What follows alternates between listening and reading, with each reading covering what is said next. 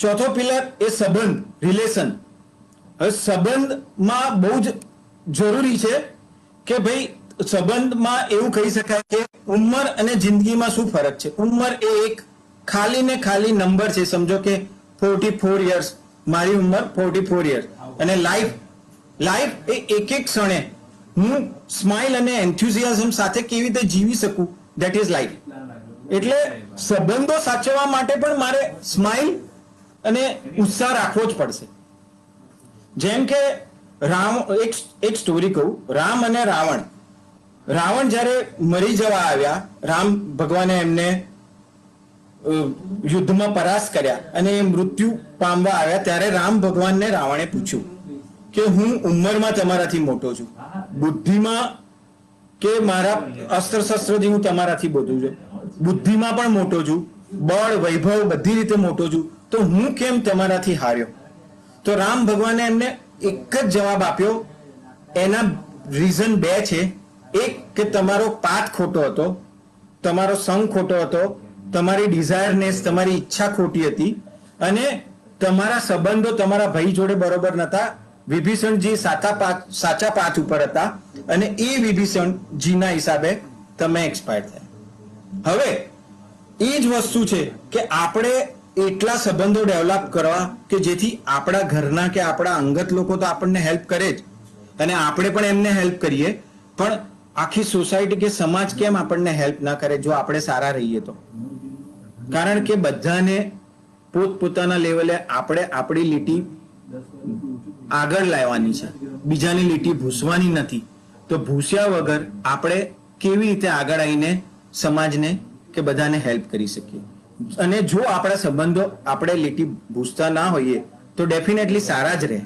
હવે આ સંબંધોના કેસમાં આપણે શું કહી શકીએ?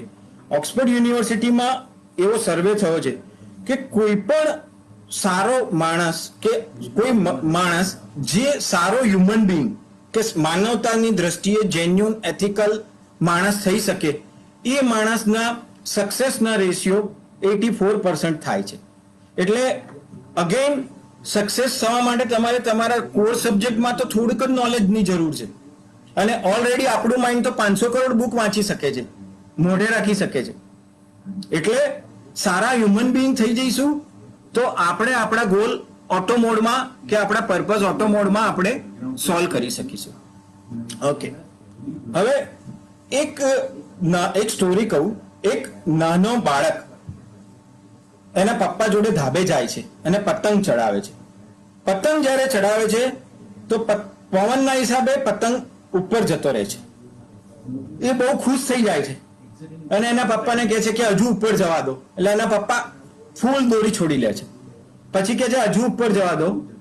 તો એના પપ્પાને કહે છે કે હજુ ઉપર જવા માટે હું આ દોરી તોડી કાઢું છું, ફિરકી પતી જવા આવે છે તો. પણ એ દોરી તોડે છે તો એના પપ્પા કશું કહેતા નથી, અને એને કહે છે હા બેટા તને જે ઠીક લાગે તે કર, અને એ દોરી તોડી કાઢે છે.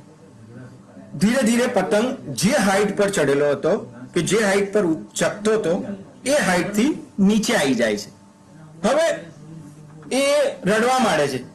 એના પપ્પા એને પૂછે છે કેમ બેટા તું કેમ રડે છે? તો છોકરોને એના પપ્પા કહે છે, અને છોકરો એમને કહે છે કે આપણો પતંગ ઉપર જવાના બદલે નીચે ઉતરી ગયો, તો હવે આપણે શું કરીશું? અને પપ્પા એને કહે છે કે આપણે બીજો પતંગ ચગાવીશું. પણ આમાં તો આપણે શીખવાનું એ જ છે બેટા કે આ પતંગ જે છે, અને આપણે બધાએ આમાંથી આ જ શીખવાનું છે, મોરલ ઓફ ધ સ્ટોરી, કે આ પતંગ છે, જે આ પતંગ છે એ પતંગ આપણે પોતે છીએ, અને દોરી જે છે એ આપણા રિલેશન્સ છે, સંબંધ છે. હવે જ્યાં સુધી આપણા રિલેશન્સ એટલે કે દોરી પતંગની જોડે એટેચ છે, એટલે આપણી જોડે એટેચ છે, ત્યાં સુધી આ બધા જ પતંગ અને દોરી, સંબંધ અને આપણે એ સોસાયટીની જોડે સારી રીતે રહી શકીએ છીએ. એટલે કહેવાની જાત કે કહેવાની વાત એક જ છે કે આપણે આપણી જાતે આપણા પોતાના સારા ભાઈબંધ થઈએ તો આપણે નક્કી કરીએ કે આપણે કોઈ દિવસ કોઈનું ખરાબ નહીં કરીએ. કોઈનું સારું થતું હશે તો 100% કરીશું, અધરવાઇઝ ભગવાનને પ્રાર્થના કરીશું. તો આપણા પોતાના સંબંધો બધાની જોડે બહુ જ સારી રીતે રહી શકે. અને આપણા રિલેશન સારા, તો અગેન આપણે 84% સક્સેસફુલ માણસ છીએ. ઓકે.